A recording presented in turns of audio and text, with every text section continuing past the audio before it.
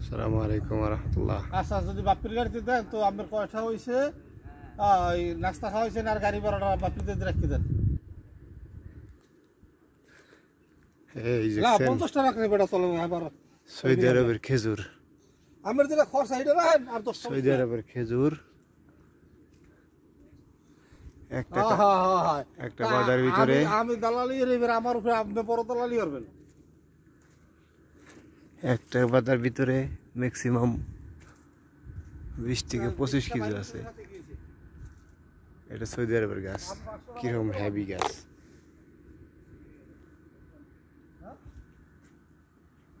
এটা হলো সুক্কারি খেজুর।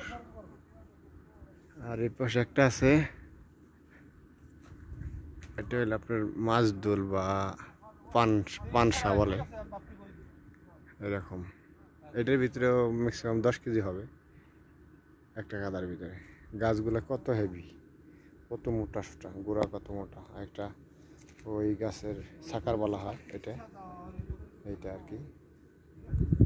আর এই পাশে এগুলা জৈতুন গাছ, এখন নাই, আসতেছে নতুন করে হয়তো।